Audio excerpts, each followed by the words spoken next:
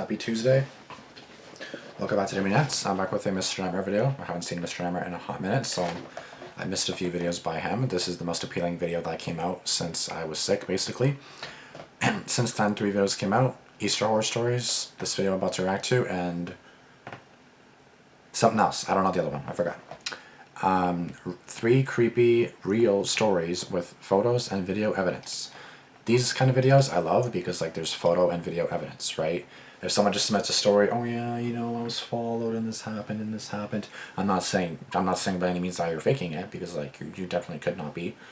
Like you definitely might be being serious, but I know some people do make up fake stories.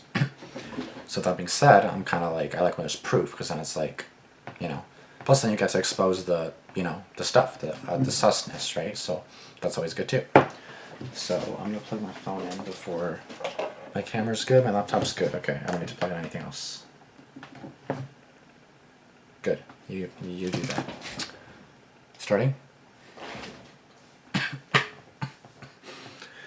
I still low-key cough a lot at night. I don't know why. In the daytime I'm fine. I don't know what it is about nighttime, but I think I'm allergic to nights or something. 3 creepy real stories with photos and video evidence. So, or sorry, footage. Basically evidence. 19 minutes, so it's not that long. And let's get started, guys. I'm really excited for this one.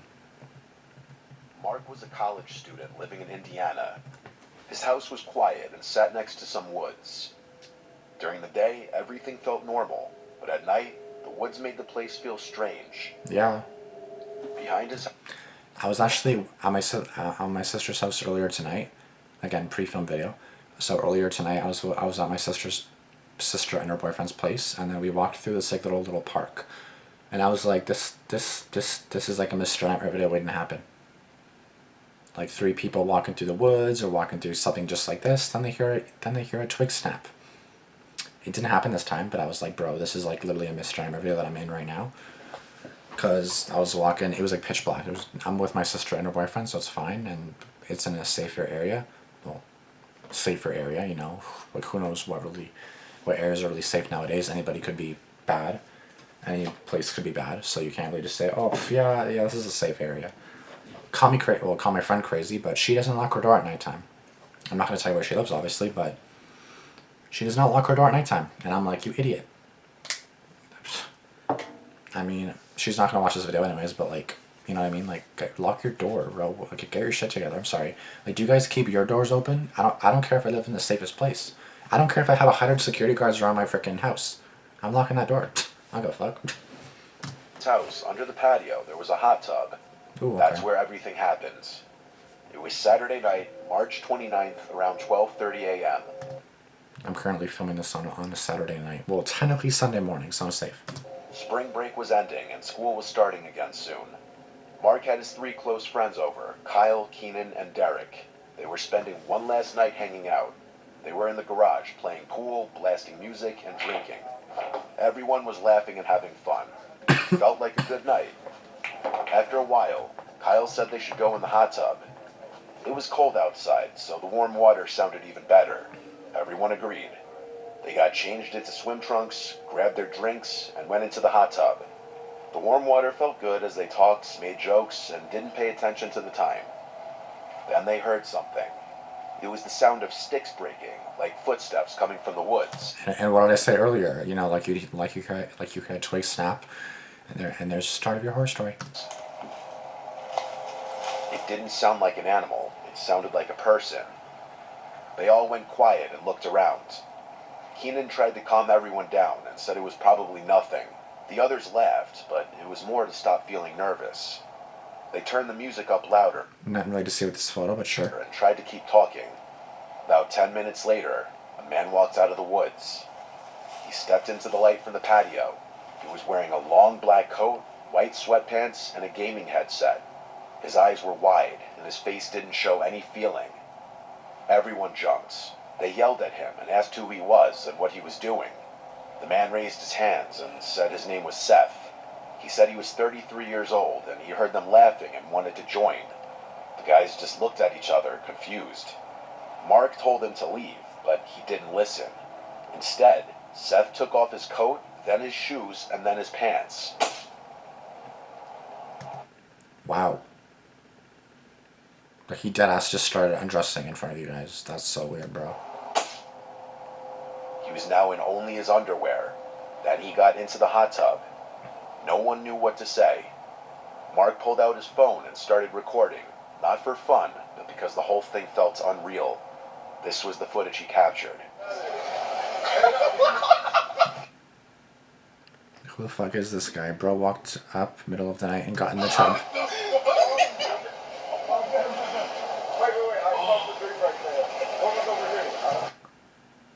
Why does he low-key look like my coworker? This is concerning, okay.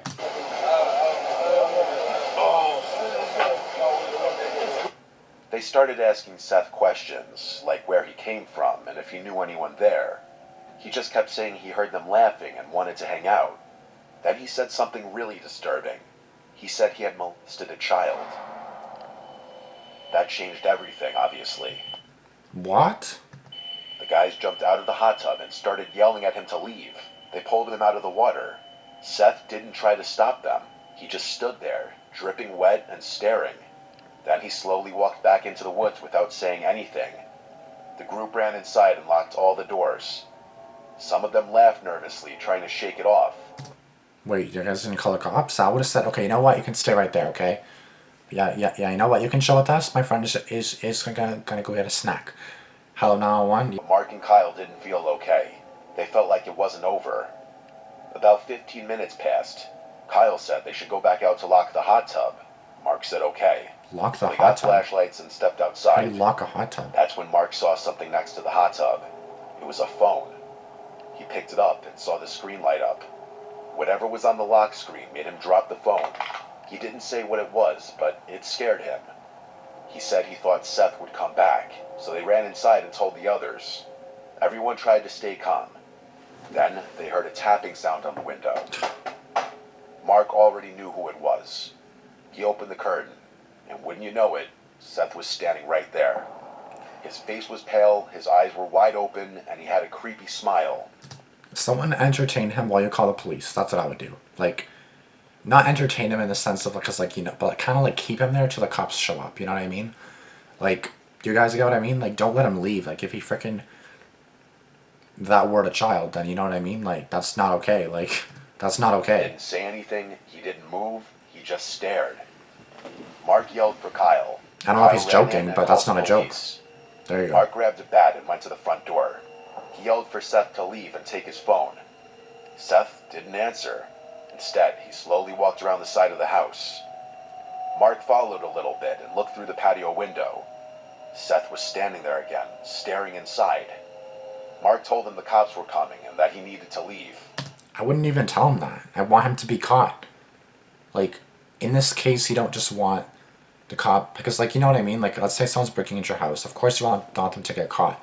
But the main thing you want is, like, hey, I'm on the phone with the police. Like, you better leave because they're on their way right now. And then they leave. Okay, cool, bet. They're still out there on the loose, but at least they left you alone. But at the same time, you want them to get caught, right? So it's like, I don't know. Seth didn't move. He just slowly raised his hand and waved once. Then he turned and walked back into the woods. The police arrived a few minutes later. The guys told them everything. The officers searched the woods and found Seth standing alone, just looking toward the house. Good. They arrested him for trespassing, and everyone thought it was over. But Mark didn't feel that way. A few days later, he saw a post on Snapchat from a girl who lived nearby. It was a video. It showed another man, not Seth, trying to break into her house late at night. That's what bothered Mark the most. It meant Seth might not be the only one out there. There could be more. They could be connected, and they might not be done. That's scary, bro. Damn, like, these stories are good, man. Like, this, you know, like, real footage and, bro.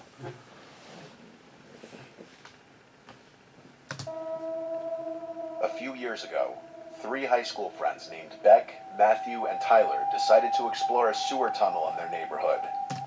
That's a red flag already. It was winter and very cold outside.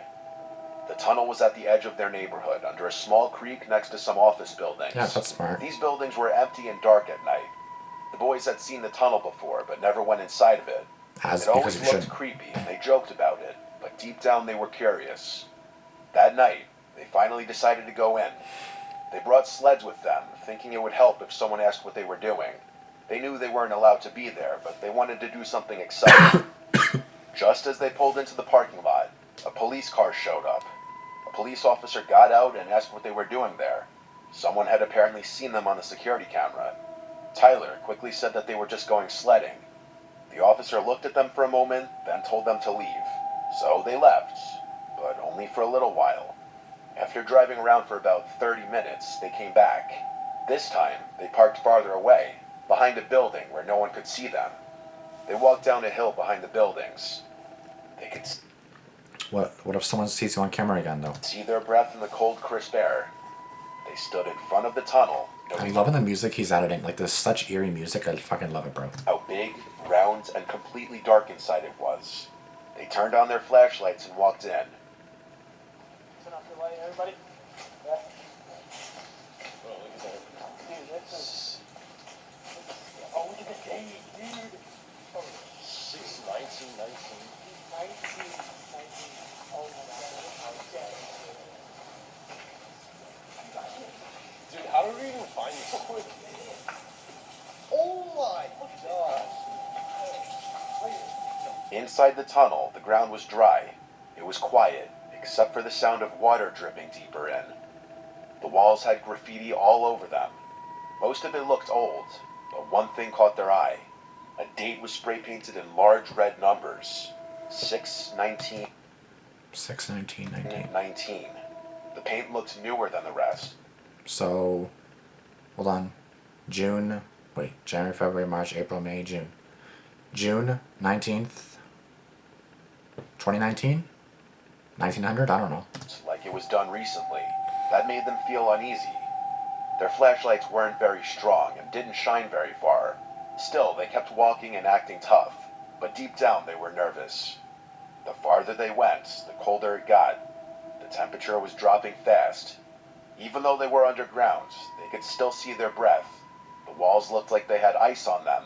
Big icicles hung down from the ceiling. Some were huge and sharp. Keep it slow. Oh, I see a light down there, see it? I think I saw moving plate. What's that? I'm scared. Hello? We keep going? Can we keep going?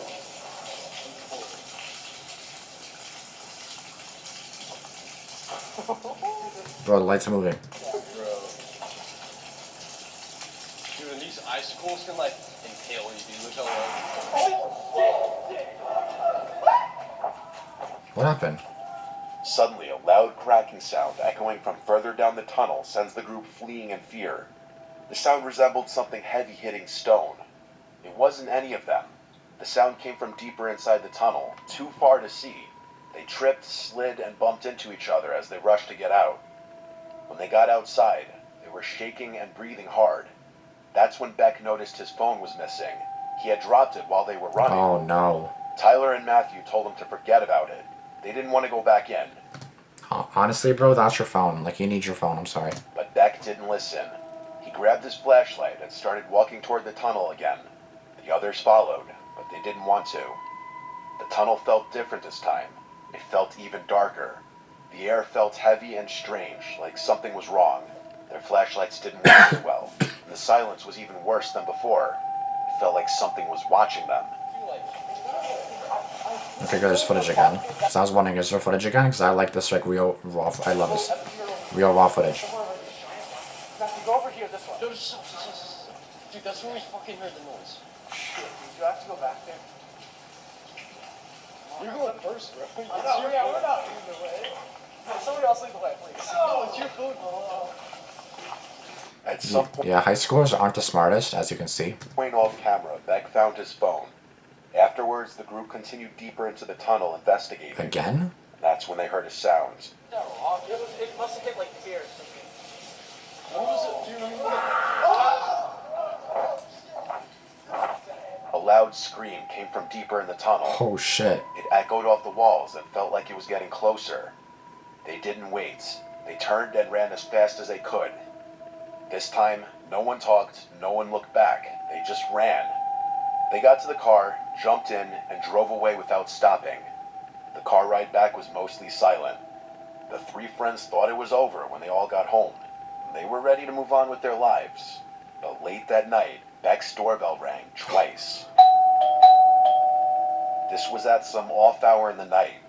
When Beck's dad went to answer the door, nobody was there.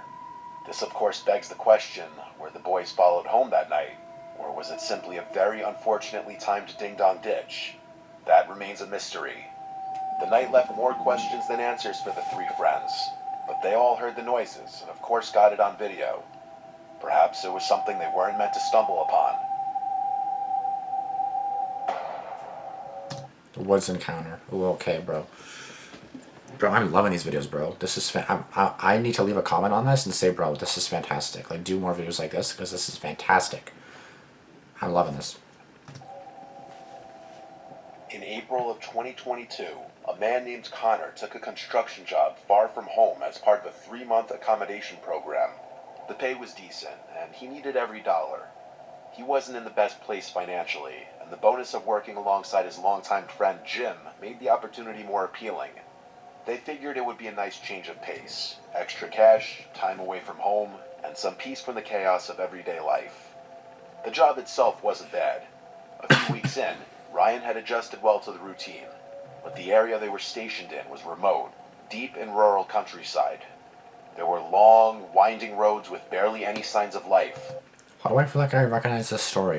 It wasn't unusual to go miles without seeing a single home. Ryan had always loved the outdoors, and he saw this isolation as a chance to unplug. Most of his coworkers blew their weekends drinking, but Ryan had different plans. He wanted solitude. He wanted quiet. So when Friday rolled around, he packed his gear and prepared for a weekend of hiking and camping deep within the woods. A narrow trailhead just 5 minutes from his temporary accommodation became his entry point. Within 20 minutes, he was deep in the forest. The only sound was the wind and the crunch of his boots. Yeah, this is so smart. He smoked a couple joints as he made his way further in, Great. letting the stress just melt away.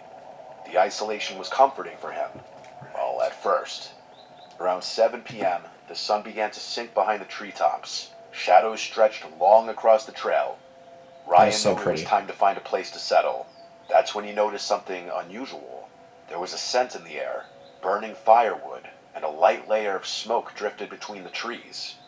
At first, it seemed normal. Maybe another camper, maybe a local. But then, he caught something just barely in the corner of his vision. The faint orange glow of fire flickering through the trees. Curious and confident, Ryan left the trail and headed towards the source. He wasn't scared. He trained in combat sports during his teens and stayed in good shape. Right. Still, something about this felt off to him. As he moved closer, he began to see strange metallic glints. Shopping carts, dozens of them. They were tied to trees with rope hanging for the branches. Some mangled and suspended in bizarre positions, like a twisted jungle gym of rusted steel.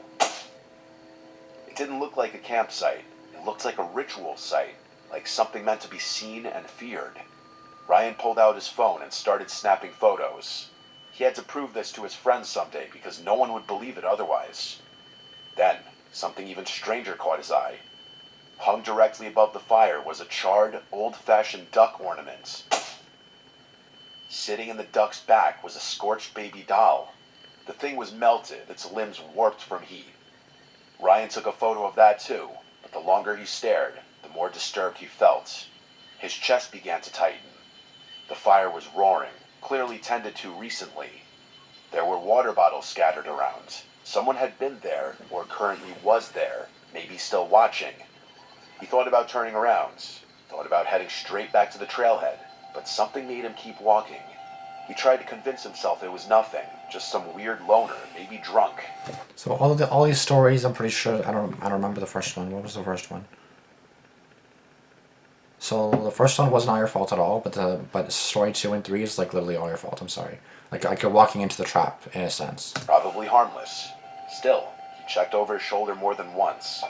20 minutes passed, and he'd put real distance between himself and that eerie camp. But daylight was fading fast, and he needed firewood before it got too dark. He veered off the trail again, this time to gather supplies. He wasn't worried. He had emergency wood in his pack, but not enough to last the entire night. He needed more. After about an hour of preparation, Ryan had set up his tent and built a small fire. It was around 9 p.m. when he prepped a steak and potato meal in foil and nestled it in the glowing embers. He smoked another joint to dull the anxiety, and for a while, everything seemed okay again. With his meal finished and the fire crackling, Ryan settled in for the night. He turned on a pre-downloaded playlist of true crime podcasts, listening to cold case files as the forest around him darkened. There was no signal out there. So let me get this straight. Like listening to crime cases while you're in the middle of nowhere, alone. Okay, yeah, that's a great idea. No distractions, just firelight and static-filled voices recounting unsolved murders. At some point, he drifted off to sleep, but it didn't last. He woke up suddenly. The air inside his tent felt colder. The fire outside had dimmed. He checked his phone. 4 a.m. He didn't know what had woken him up until he heard it. Whistling.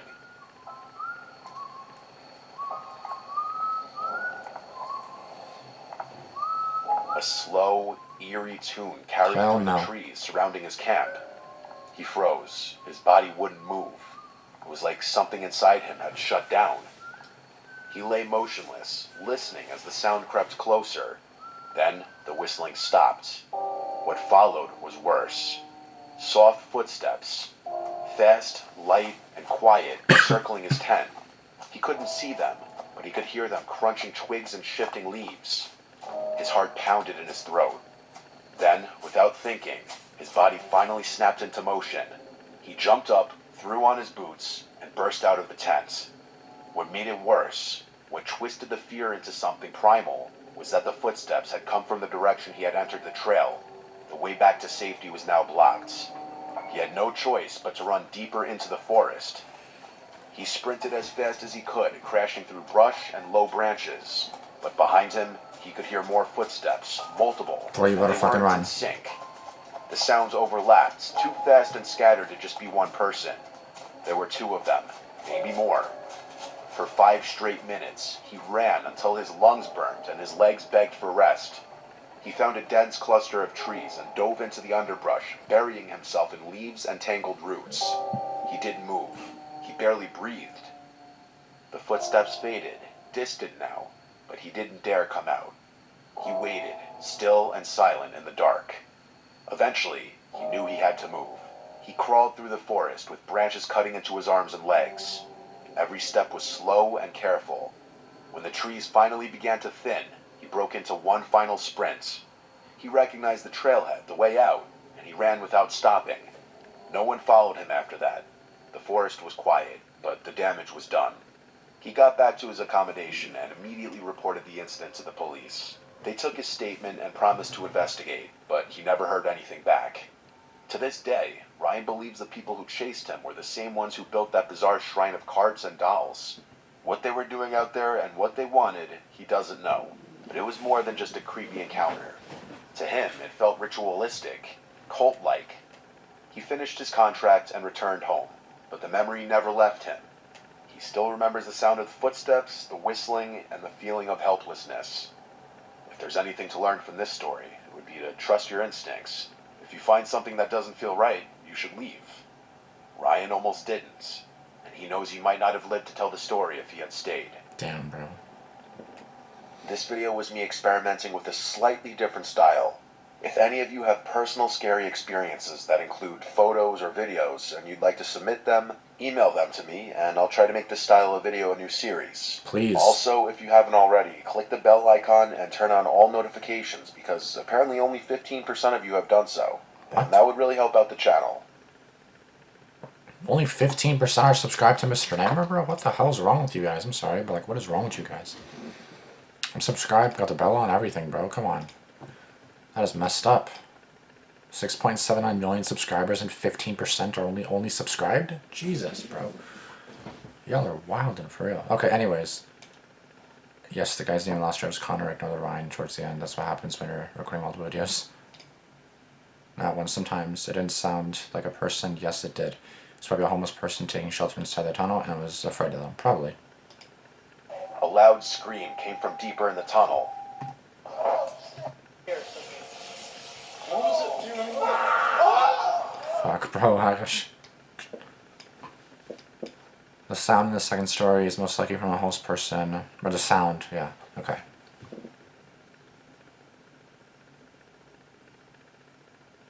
Yeah, that makes sense. Probably like a homeless person, nothing too crazy, but it didn't sound like a person right after the most person-sounding scream I've ever heard in my life, please. Stories have live footage, makes it even more scary. I love it, bro. Fucking love it. I was not prepared to see HD picture of the dude from the first story.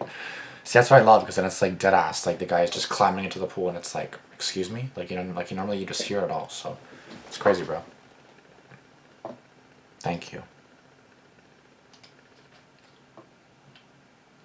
So basically, what the comments do say here, my storage is about to run out.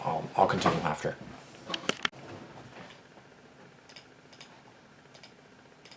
Okay, so I'm just gonna read some more comments because I wanted to read some more comments. So, nothing takes the edge off quite like wandering alone in the woods at night, smoking weed and listening to cold case files. That's true. It's like, what the fuck? It seems like Seb was having some kind of psychotic breakdown. He acts as though he was in a dream-like state, like the lights are on but nobody's home. That makes sense. I feel like with him, yeah, like honestly I feel him. Like maybe you don't have any friends, you want some friends, I fully get it.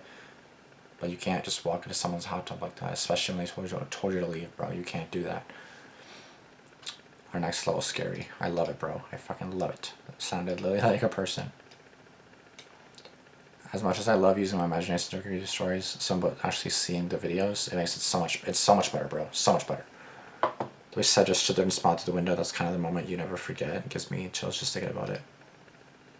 Called the police. Mark grabbed a bat and went to the front door. That was so good, bro. These were such good stories. I love them, bro. Obviously, the thing about him doing that to the kid in the beginning was very concerning, so I really hope he got caught. Well, I guess he did, so hopefully he goes to jail or they figure something out. As to the horror, it makes it all more interesting to the story itself. Exactly, because then you actually see a visual and you're kind of like, because you always try to like imagine it, but when you actually have like it's right in front of you. There's the photo or video. It's perfect. Love it. So that's all I really got for you guys today. If you guys did enjoy the video, which I definitely freaking did, apparently subscribe to Mr. Nightmare, because no one is subscribed apparently, so y'all are crazy. If y'all are the ones not subscribed. If you guys are not subscribed, because you should be. 100% you guys should be. I'm just saying. And you should be subscribed to me too, obviously. But if you guys aren't, well, you better do it then. Once again, thank you guys so much for watching. Please let me know your thoughts in the comments down below. Again, story 2 and 3 could have been prevented. Story 2, just don't go in the fucking thingy. What was it? Cave? Cove? Whatever the fuck that was. And then 3, don't go in the middle of the woods in the nighttime. Just fucking don't do it, bro. Why are you hiking? Why are you camping? Like, bro, like, you're sus. I'm sorry. Like, you guys are sus. Like, why are you guys going camping? Do you want fucked up shit to happen to you? Well, then go camping. There's camping stories literally all over fucking YouTube. They're never ending. But people still keep doing it. Why? I'm never doing that shit. Never, bro. Nope. Anyways, yeah. So please, guys, just be careful, be safe. Story 1, you couldn't even prevent because it was just a random guy that came out of nowhere and just basically went inside your hot tub without asking. Well, he asked, but then you said no, and then he's like, I don't give a fuck what you guys think. I'm going in anyways. So you guys can't really do nothing there. But then the thing about the comment about the kid, oh my god, bro, I'd be like, Seth, yeah, just 1 second. Yeah, can you help me? Like, you know what I mean? Like, bro, what the fuck? Anyways, I really hope he didn't do that, because that's, fuck, bro, it's so disturbing. Oh my god. Okay, thank you guys so much for watching once again. I'll see you guys in the next video. Deuces. Peace.